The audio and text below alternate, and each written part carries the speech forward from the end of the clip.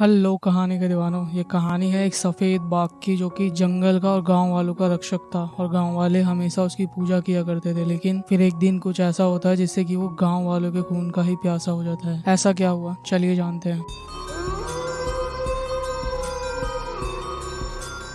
कहानी में एक सफेद बाघ सभी गांव वालों पे हमला कर रहा होता है और उन्हें मार रहा होता है। जहां गांव वाले इसी बात से परेशान थे कि जो सफेद बाघ आज तक हमारी रक्षा कर रहा था और इस पूरी जंगल की रक्षा कर रहा था, वो आज आदमखोर कैसे बन गया। बस इसी बात से परेशान थी एक दादी माँ, जो कि पूरा विश्वास करती थी उस सफेद बाघ पे और उसके सामने आके खड़ी हो जाती है उसे रोकने के लिए। लेकिन वो बाघ फिर भी नहीं रुकता और उसे भी खत्म कर देता है। अब इसी के साथ हमें गाँव के एक शिकारी को दिखाया जाता है जिसको की यकीन नहीं हो रहा होता कि वो सफेद बाघ ऐसा कैसे कर सकता है। तभी हमें इस सवाल का जवाब मिलता है कि कुछ लोग जो लालच से भरे हुए हैं और षड्यंत्र कर रहे हैं, उन्होंने उस बाघ के बच्चे को मार दिया है और उसका गला काट के अपने पास रखा हुआ है, जिसकी वजह से वो बहुत ज्यादा क्रोध में है और उसे फर्क नहीं पड़ रहा कि कौन क्या है, वो बस सभी को मार रहा है। इसी के साथ वो सभी षड्यंत्रकारी अब उस बाघ को मारने का भी प्लान बनाते हैं, जहाँ वो लोग उस बाघ के बच्चे का सर लेते हैं और पहुंच जाते हैं जंगल में, जहाँ वो सफेद बाघ आता है उनके पास में और अपने बच्चे का सर देख के और बहुत ज्यादा क्रोध में आ जाता है। जहाँ वो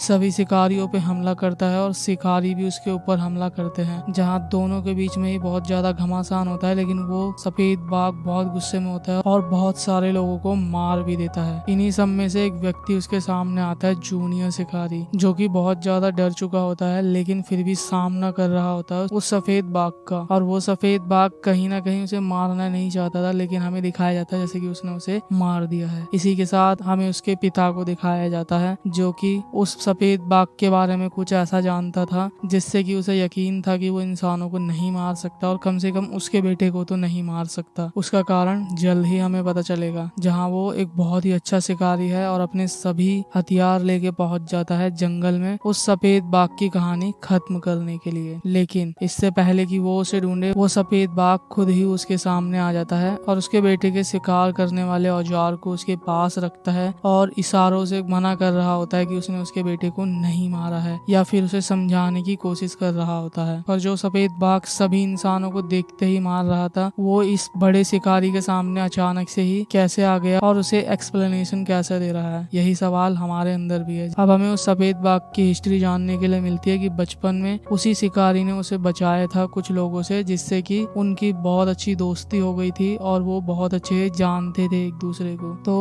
वो उसके बेटे को वैसे भी नहीं मार सकता था, लेकिन उसके पिता को तो यही लगता है कि उसने मारा है। फिर भी वो टाइगर गर्दन हिला के मना कर रहा होता है और कोशिश कर रहा होता है समझाने के लिए, जहाँ वो उसे अपने पीछे आने के लिए बोलता है। तो वो शिकारी उसके पीछे जाता है, जहाँ उसे उसका बेटा दिख जाता है जो कि घायल अवस्था में होता है। और जब वो देखता है तो उसके सीने पे तलवार का निशान होता है, जिसका मतलब था कि उसे उस बाघ ने नहीं मारा है, बल्कि वो जिनके साथ शिकार करने के लिए आया था उन्हीं में से एक षड्यंत्रकारी ने उसे मारा था। और वो ये बात बहुत अच्छे से जानता था कि अगर उसके बाप को ये पता चलेगा तो वो इस टाइगर को जरूर मार देगा, क्योंकि वो था ही इतना अच्छा शिकारी। अब हम देखते हैं उस शिकारी के बेटे को अभी भी जिंदा होता है, जहाँ वो अपने बेटे को देखने के बाद बहुत ज्यादा खुश होता है। और इसी के साथ वो सफेद टाइगर उसे अपने बच्चे को दिखाता है, जिसकी गर्दन अलग कर दी गई होती है, यानी कि वो अपने बच्चे के दुख में ही आज तक सबको मार रहा था, क्योंकि वो सभी को एक जैसा ही समझता था। पर क्योंकि उस बड़े शिकारी ने उसकी जान बचाई थी और जैसे उसके सामने आया तो वो उसे पहचान गया। और वो बड़ा शिकारी भी उसके बच्चे की मौत को देखने के बाद समझ पाता है कि वो कितने ज्यादा दुख में था। तो बस इसी के साथ अब दोनों मिलकर फैसला करते हैं उन बुरे शिकारियों को मारने के लिए। जहाँ सुबह वो सभी बुरे शिकारी आते हैं दोबारा से बाघ को खत्म करने के लिए, लेकिन वो उनकी गलत फहमी थी। जहाँ वो एक जाल बिछाते हैं और उसमें सफेद टाइगर फंसने की जगह एक दूसरा जानवर फंस जाता है, और बस तभी निकल के आता है वो सफेद टाइगर और सभी को मारना शुरू कर देता है। जहाँ उसका साथ देता है छुप के तीर चला के वही बड़ा शिकारी, यानी कि अच्छा शिकारी, जिसने कि उसकी बचपन में जान बचाई थी। अब वो भी उसके साथ मिलके लड़ रहा है, तो दोनों मिलके लड़ते हैं और सभी को खत्म कर देते हैं। जहाँ एक बहुत ही बुरा शिकारी उस सफेद टाइगर के ऊपर हमला करता है और दोनों ही एक दूसरे को घायल करते हैं। और हम देख पाते हैं कि वो उस टाइगर की तरह ही बहुत ज्यादा ताकतवर है, लेकिन इतना भी नहीं कि वो उस सफेद टाइगर को हरा दे। तो बस मौका मिलते ही वो सफेद टाइगर उसका काम तमाम कर देता है यहाँ। और इसी के साथ हम उस शिकारी के बेटे को देखते हैं जिसे कि षड्यंत्र से मारने की कोशिश की गई थी, उसे भी होश आ जाता है। और जब वो सुबह आता है तो वो देखता है कि अभी भी उन बुरे शिकारियों में से एक शिकारी बचा हुआ है जिससे कि बाकी सब लोग लड़ रहे हैं। तो यहाँ वो बाप बेटे मिलके भी उस बुरे शिकारी से लड़ते हैं और एक घमासान युद्ध हमें यहाँ पे देखने को मिलता है जहाँ वो अच्छे शिकारी और वो टाइगर बहुत ज्यादा घायल हो चुका होता है। तो एक समय आता है जहाँ पे कि वो बुरा शिकारी उस शिकारी को जिसने की टाइगर की जान बचाई थी उसे मारने वाला होता है, पर उसका बेटा पीछे से तीर चलाता है और उसे बचा लेता है, जहाँ सभी बुरे शिकारियों का अंत होता है। इसी के साथ वो टाइगर जंगल में अपना आराम से रहता है और जो बाकी बचे हुए बुरे शिकारी हैं उन्हें गांव से बाहर निकाल दिया जाता है। बस इसी के साथ ये कहानी होती है यहाँ खत्म।